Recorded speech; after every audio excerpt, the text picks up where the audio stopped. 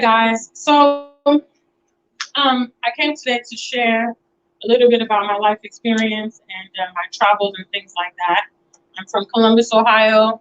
The African Superstar is actually my brand name, and that is what I'm known as affectionately around. I am a motivational speaker, a YouTuber, a designer, a CEO, a world traveler, but most importantly, I am a big sister to Miss Alani Gray. Some of you guys may know my little sister. She teaches at a school just up the road. I had the pleasure of presenting to her class last week. So this is my little sister, if you guys know her. Yes, that's my little sister, Miss Gray. Very proud of her. A little bit about my life story. I'm born and raised here in Columbus, Ohio. I graduated from Fort Hays High School, and I've attended the University of Cincinnati and ITT Tech. I began a career at JP Morgan Chase, and I just began my pursuit of the American dream. I just used to work at up at Easton at the Big Chase Center up there, if you guys know it. One of the assets that I had was I began world traveling very young. My sister and I, we've had the privilege of seeing international destinations very young. As far as my educational background, I studied English and literature at the University of Cincinnati and also project management at ITT Tech. And some of my influences growing up were Master P and Jay-Z. I liked all the very glamorous things that they portrayed. It's part of the reason I came to see you guys, because I think that representation matters. And so when you see other people that look like you doing really nice things, it becomes a motivation for you to do so.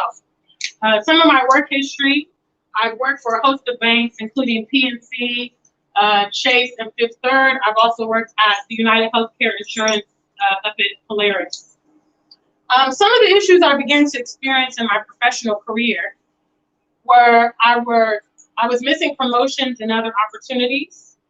There was systematic racism, which is things that are in place to kind of prohibit us from moving up in the system. Things that don't have anything to do with like your educational background, your work performance, things like that. So I was beginning to experience a bit of that in the workplace. And I also was struggling to understand the correlation between my life goals and my everyday routine. You know, how is going to this job every day going to get me the things that I'm looking for in the future?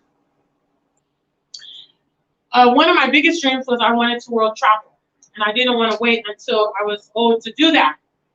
I didn't want to spend my whole life working. I wanted to travel and see the world, so I began taking international trips. Here in the picture is me in Egypt. This was in 2019. I went to visit the Great Pyramids. It was amazing. Whatever you guys think you've learned about Egypt in your history is just a fraction of what it really is like. That's why traveling is important. You know, you get to see for yourself, and you're not told through someone else's eyes. I began solo traveling to destinations such as Greece, Egypt, Mexico, South Africa, and France. This picture is me in Greece. I went to Mykonos, Greece. It was absolutely beautiful. When I was younger, when I was your ages, I used to love to read Greek mythology. So I really wanted to go visit Greece and see what it was like. So it was a beautiful trip. In 2014, during a trip to the London, UK, a friend of mine asked me if I had ever thought about living abroad. Okay, so I was just on travels, and I was complaining about coming back to the US, and my friend said, have you ever thought about living outside of America? So that was the first time someone ever suggested it to me. The wheels in my head began to turn. After some research about British immigration, I applied and was eventually approved for British citizenship. So I actually am a dual citizen. I have citizenship here, and I also have it in England, the UK. With the legal right to work and live in the UK, I had to strategize how I was going to make the move. I had to be very creative, as I didn't have access to anyone making similar moves. And when researching online, I also struggled to find information about other Black people moving internationally. So I think, you know, it's important, like I said, for us to see ourselves reflected, because, you know, non-Black people have different experiences than we do. And, you know, it's just the fact of the matter. So these are some of the ways that I raised money to make the move, okay? I drove Uber for 2 years. I took a part-time job at the JCPenney call center. That's out east, if you guys know where Scarborough is. I worked at the call center on the weekends. I donated plasma twice a week for 2 whole years and saved on my plasma earnings and put it towards my move. I also sold items on eBay and Poshmark. It's like an app where you can sell like your gently used clothing and things like that. I also used to collect cans in my free time and go to the recycling plants. And I reduced my living expenses. I moved into my family home, so I wasn't paying rent anymore. My sister was abroad in Ethiopia at the time, so I lived in her will. Yeah, my Alani has been to Ethiopia. She lived in Ethiopia for 2 years. Yeah, Ethiopia is beautiful. A lot of history in Ethiopia. I haven't traveled there yet, but my sister has been there. Some of the reasons why I chose the UK, obviously I grew up here in Columbus, so I know a lot of you probably don't have a lot of information on England. But some of the reasons I chose England was because of gun control. Guns are illegal in the UK, so all the gun crime that you guys experience here in America is not happening around the world. It's not happening in the UK, for instance. Another reason was also the racial climate here. You know, I don't have to tell you guys a lot about what's happening racially here, the police brutality, all that stuff is not occurring around the world the way that it is here in America. And lastly, I wanted to travel more, like I said. Being in England allowed me a lot more flexibility to travel, the European lifestyle. People travel much more frequently, it's less expensive. So I was able to go to several countries in a very short amount of time when I moved to the UK. After 2 years of ups and downs, I packed my bags and successfully moved on August 1st of 2017. So I was granted my British citizenship in 2015, and I used all those ways I'll share with you guys to raise money, and I moved. So this is the picture of me on the day that I moved. I took 4 suitcases and I moved to the UK. Thank you.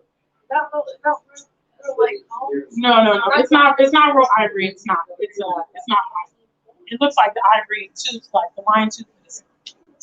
All right. So once in the UK, I had given myself 4 months to find a job or return to America. I rented an Airbnb in a town called Northampton, which is about an hour and a half from London. From my savings, I could cover my expenses till then. So this is actually the town center of where I moved in the UK. I've shopped at a lot of these stores and things like that. So that's the UK. All right. Once I found my job, I found a job after a few months of living in the UK. I settled into European lifestyle and I began traveling extensively, which included frequent travels to Africa. So as it stands, I have currently visited 6 nations. I've been to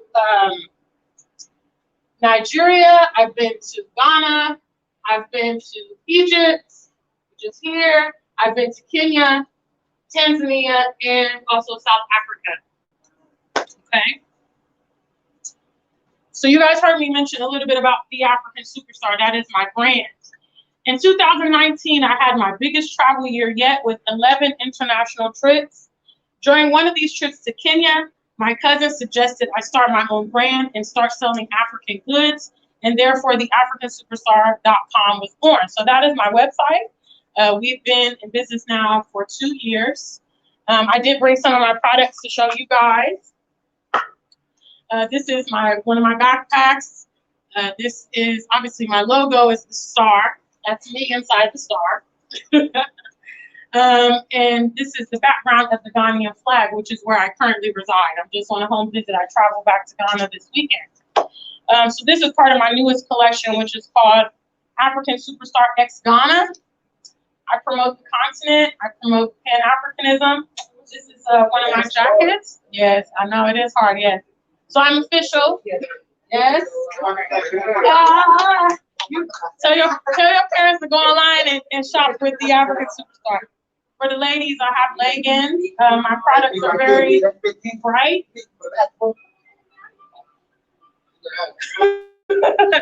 So yeah, so these are my products. I'm the real deal. I have over 200 products in my latest collection.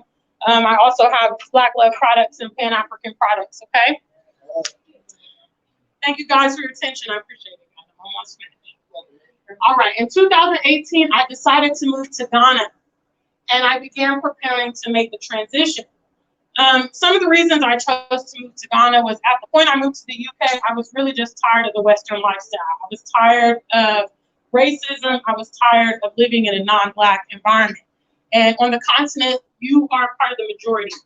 When you go out, you see thousands of Black people. You might be pressed to see someone who's not. And I quite enjoy living among my people. So this is actually downtown Accra, which is the capital of Ghana. This is where I live. This right here, this is a popular hotel that my big sister and my big sister is now living in Ghana as well. We go there to the pool. I understand a lot of us don't see realistic images of the continent. They have everything that we have. They have Uber, they have Airbnb, they have Wi-Fi, they have parties, they have everything. I live an amazing life on the continent, and that is why I came here to share this with you guys today. This is a little bit about my life in Africa. As you guys can see, I'm dressed in traditional attire today. I thought that it would only be fitting to talk about Africa dressed in traditional attire. So the outfit that I'm wearing today is traditional wear from Cameroon. This represents the Bamenda tribe, and this is, I have family in Cameroon, so this is a very distinct Cameroonian attire. Here, this is South Africa attire here with the headpiece and the beads. This represents the Zulu tribe. In the center, this is from Nigeria. The headpiece is called a gele. This is traditional Yoruba attire, which is one of their very prominent tribes. And here, this is items from Kenya. These are some of the products I used to sell from the Maasai tribe. The beads are handmade. It's absolutely phenomenal. So I really enjoy wearing traditional wear. It's beautiful. It's distinct. It really embodies our personalities. You know, all you young people, I know you guys are vibrant and things like that. So our traditional wear really showcases that. We wear it for special occasions, birthdays, weddings, baby showers, etc. Okay.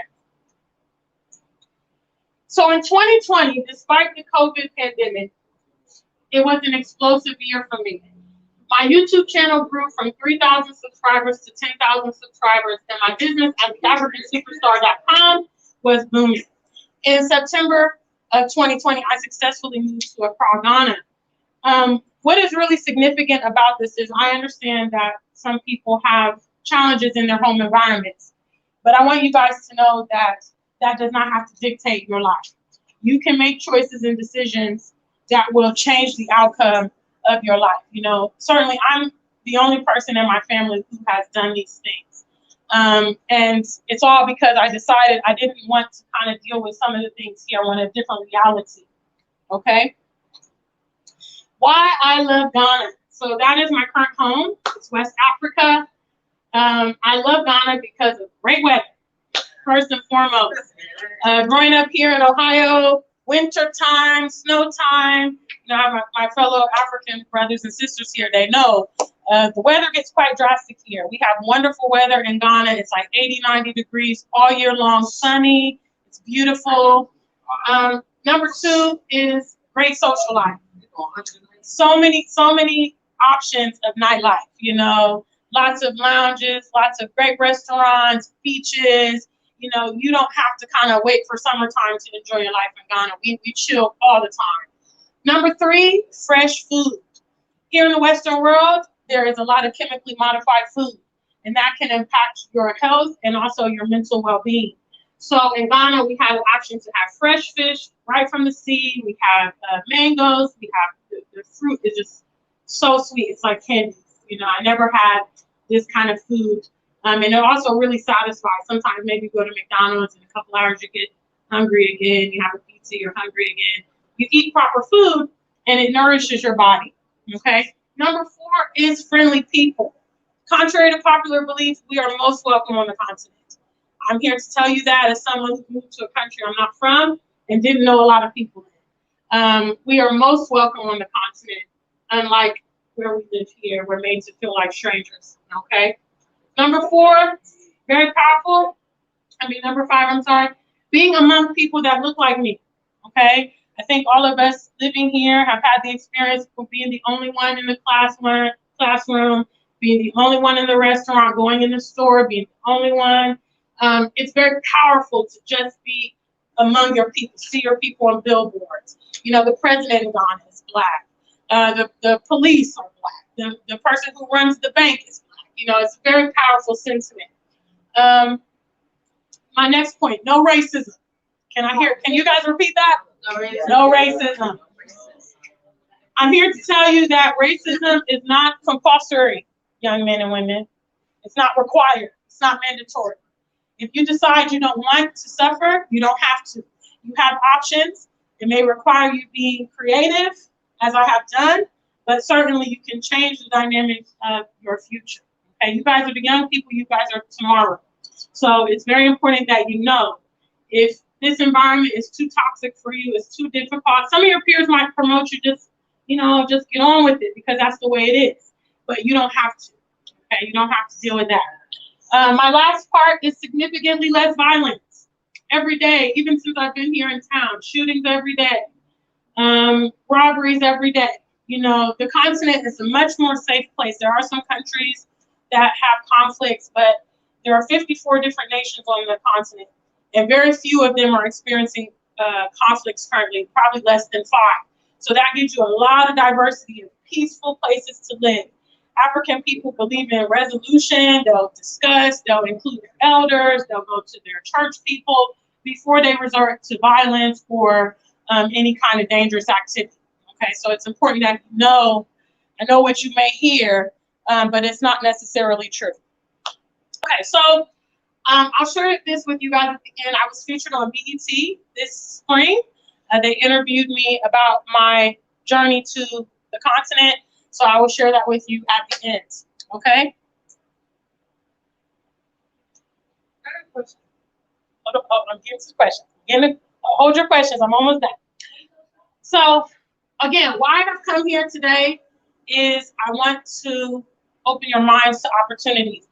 When I was a young student, I never saw anyone like myself come to school, talk to the young people. Certainly not any, a black person, just to be honest with you, doing big things internationally. I wanted to let you know that you have options because I do recognize that the environment is very challenging here, okay? So don't allow this to define you. You will have to be very resilient. Like I said, I had to leave my family and friends behind here in Ohio, but the ends justify the means. And I'm very happy in Africa. I can't wait to go back home this weekend. I'll be traveling on Saturday. So thank you guys so much for your attention. So now, questions. Oh, wait. Let me, okay, I'll take some questions and then I'll show you guys my BET interview, okay? Go ahead, I know you've been waiting. You said you saw plasma. So the plasma process is basically they will take your blood and they have a machine that kind of separates the liquid from your blood and your actual red blood. And so, I mean, it can be different for certain people. It didn't hurt me per se. Obviously, I wouldn't keep going back if it did. If you donate full blood, you have to wait a long time before you can donate again. I believe it's like maybe 4 to 6 weeks for your body to replenish. But with the plasma, that comes from like the beverages you drink and things like that. So you can donate twice a week. So that was a way that I chose to, raise money because it was tax-free and, I had that availability. So good question. Anybody else? Yes, ma'am. So you talked about Ghana. It just sounds like a beautiful place. It's amazing. So how have you been received as a female entrepreneur? Yeah, I mean, Ghana, it's home, and it's personally, it's one of the reasons that I toured to the other nations. I toured to all those nations before I settled in Ghana. I started with South Africa, and then I went to Ghana, and I love Ghana, but I said, okay, let me check out, let me go to North Africa, which is Egypt. Let me go to East Africa. I went to Kenya and Tanzania. Let me try Nigeria. And Ghana was the place. Also, there's a huge Ghanaian community here. I would say if you guys are interested in checking out Africa, take advantage of the young African people that are in your environment. They can teach you a lot about the culture. They can maybe teach you the language, about the food. So I began socializing with the Ghanaian people that were here in Ohio. And when I began to go out in the international community, they have a massive network. And because I showed interest, they also received me back. So by the time I got to Ghana, they were like, oh, my cousin is here. My classmate is there. You know, they connected me with a lot of people. And a lot of those people are still my very good friends to this day. I started going to Ghana in 2016. So I traveled there multiple times before I actually made my move last year. So very good question. Yes. Yes, Ms. Cobb. What would be the most beautiful, mind-blowing thing that you saw in Ghana or in Africa? There's so many incredible things. What's the first thing? Okay, the first thing I would say was my first trip. Obviously, I went to South Africa first. South Africa is one of the most scenic places I have seen in my life. They have mountains. I mean, in Africa, it's a very vast land. You know, living here in America, like there's space constraints. You know, even right now, I know there's a bit of a housing crisis. They're putting up houses everywhere for the people to go. In Africa, there's, just vast land. You know, you will get on an airplane and you fly for hours and you're not even out of one country yet. So I would say that South Africa is very scenic, very large. Another thing I love was waterfalls. I don't know if you guys have ever seen waterfalls in person, but there are so many waterfalls on the continent. We have some waterfalls in Ghana called the Boti waterfalls. They're amazing, they're beautiful. Also Egypt. The pyramids will blow your mind. You know, you see them in the book and they look they look so small, and when you go see them in person, it's absolutely astounding. There's the Cairo Museum, which has a lot of the artifacts, the Egyptian artifacts. It's massive. 2 floors just full of artifacts from our people, and you can kind of get the spectrum that there's so much history about our people from the continent. We're not exposed to that here. You know, it's just astounding. So I would say the scenic, you know, in Ghana, it's in West Africa, so we're right on the coast of the Atlantic. We have beaches. I go to the beach every Sunday with my big sister. So you know, it's it's just great. It's so much to say, you know, see. And then there's also, I'm going to Senegal soon, and Senegal has a pink lake. It's the only one in the world, and it's in Africa. Oh, thank you. Thank you, that's really nice. Yeah, so many things, many attractions on the continent. Also, the largest waterfalls in the world, Victoria Falls, are located in Zimbabwe. So if you're a waterfalls person, that's you have a lot of stuff to see. So good question. Yes. One more question. No, that's fine. I'm just curious, how long did it take you to save all that money in order to make the trip? How many months, how many years, how long did it take you? Well, when I first took my very first trip, I took my very first trip in 2016. And I was doing Uber then. So I had a lot of control over my own income, you know. I would say that the trip roughly cost me maybe about $2,000 at the time. But I planned it in advance, you know, and so I was able to do that because of Uber. You know, I had the flexibility. If you guys are able to do, you know, your own business or some kind of side hustle, maybe you guys cut hair or you do hair, you fix cars, you know, those kind of things are great because you can set that money aside and you have more control than when you work a job. You kind of have set hours, set pay. I used to drive Uber until I made $100 a day. So in that case, you know, it took me 20 days to raise enough money to go to Africa, which is less than a month. But if, you know, you control your own income, you can do stuff like that. That's why I started a business. Now, in regards to moving to Ghana, when I started traveling there, I realized that I needed to have, you know, my own kind of money coming in because the job situation on the continent can be a bit challenging. You have a lot of youth graduating. They're all looking for jobs. So there's a lot of competition if you're coming in internationally. So for me, I thought it was better just to have my own business. So I set up my business, you know, I was also doing YouTube and earning money from YouTube. So with the internet, you guys have a lot of opportunities, you know, to make money on the side. You can trade Forex, you can sell goods on eBay, you can do vlogs, you can do YouTube. And I encourage you guys to do that, because if you have something online, you have a mobile business, it doesn't dictate where you are. You know, people are shopping on my website right now. I'm here in Ohio, I go to Ghana, I don't have to be in any set place, you know. So you guys are young. Definitely try to start your own business, start your own thing. It will give you freedom to have your own industry going on. So yeah, in regards to moving to Ghana, I did it in 2 years. I decided in 2018 I was going to go to Ghana. So I saved up money, and then I had my businesses ongoing. You know, so that's how I did that. Any other questions, guys? Yes, sweetheart. Are you sure you're not from Columbus? Are you sure you're from Columbus? I'm absolutely sure I'm from Columbus. You just don't look like it. She has eyes. Yeah. It's, you know, the thing is, I will say this in closing before I show you guys my videos. I'm going to show you guys a couple videos before we conclude, okay? I would say that it's a sign of respect to embrace others' culture, okay? So when you travel to the continent, or even if you travel to Asia or South America, you should be open-minded to their culture. It's a sign of respect, okay? So I'm in Africa, and I do as they do. You see, I don't come there trying to be, you know, trying to cause division. It's more of an asset for me to participate and learn about my surroundings. So that's why I may seem that I have adjusted to the continent, because I have. You know, it's my new home, and I have been able to take advantage of everything around me. So I love it, and I'm so happy that I've taken that avenue. And I wanted to let you guys know, so you don't have to waste as much time as I did. You know, I made the move in my 30s. You guys you have this knowledge now. Maybe you can just at least travel, see the continent, see what it's like. It's not what you think it is. So that's going to be all the questions, okay? Thank you guys so much.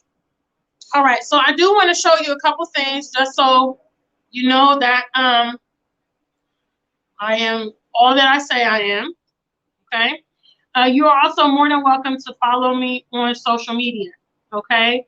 I have a YouTube channel, I have Instagram, I have Facebook. I'm under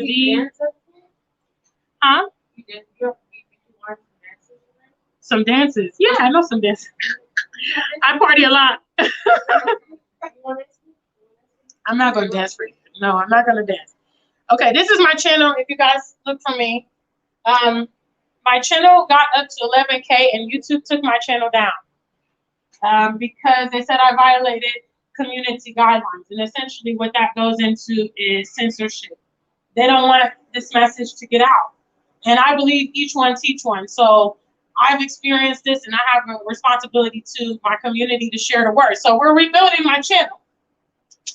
But, you know, come and support me. Come and help me with that journey. Okay, so this is my channel.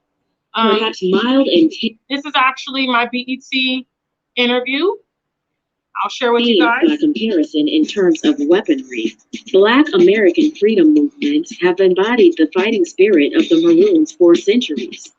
From Marcus Garvey's UNIA to the African Blood Brotherhood in Tulsa, to the Deacons for Defense, the Black Panther Party, and even the Nation of Islam, the spirit of self-defense and self-sufficiency has endured within Black America for generations. Even today, many African Americans are taking a cue from their maroon predecessors by choosing to leave the United States in search of freedom, peace, and equality in the land of their ancestors. One such modern-day maroon is Gina Ifoe, an American expatriate now living in Ghana. My experience on the continent has been amazing. I actually cannot even remember life before connecting with Africa. You know, I feel like I belong. You know, the very first time I visited Ghana, it was the most strangest sensation to me to be in a country that I had never been, among people that I didn't know, and feel so at home, you know, versus being in a place I was born and raised and always been made to feel like I didn't belong. I feel like a fixture in the community. And being here has also restored my hope because it's given new life and new breath to my aspirations. I have gotten to the point in America, for instance, I felt that no matter what I do, I'm going to be subjected to certain things. And I may never realize my fullest potential because of this systematic racism that's in place. Here on the continent, the possibilities are endless. Yeah, they are. Also endless is the spirit of freedom and self-determination inherited from our African ancestors as demonstrated in today's youth. Even though I am not my ancestors' movement itself, albeit misguided, demonstrates the same spirit of rebellion, self-determination, and strength shown by Black people throughout history. Perhaps with a more so that is my BET interview. And then I also want to share with you guys my commercial that I shot in London. Your lawn looks a little bit more like this. You should click right here and check out TrueGreen. We're the local lawn experts that guarantee results. Sometimes you got to take a step back for a My new major collection, shot this in London. At the AfrikanSuperstar.com, we believe in African pride. We believe in resilience, and we believe in flexing. Our new collection, Afrikan Superstar X Ghana, is comprised of over 200 new styles for men and women. Styles that will enhance your confidence. Styles that will make you stand out. Styles that will demonstrate your love for the continent. By us, for us. You can rest assured when you shop at the AfrikanSuperstar.com that your product is going to be high quality, long lasting, vibrant, and comfortable. We look forward to you shopping with us today. www.theafrikansuperstar.com. We need to Yeah, I like the guys, y'all can do big things, you know what I mean? I'll be it again in a couple of years.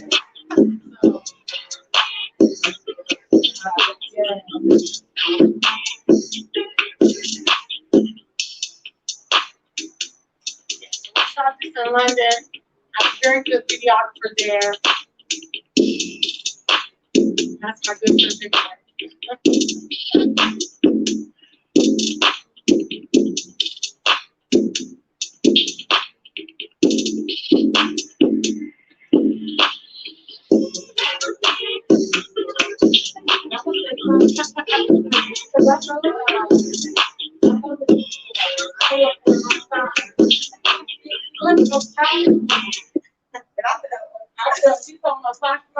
You know, I can imagine what she was getting rid of. Because she had a lot of clothes. A lot of clothes. I like clothes. But thank you guys so much for your attention. You guys, yay, thank you. Yeah, let's take a group picture, guys.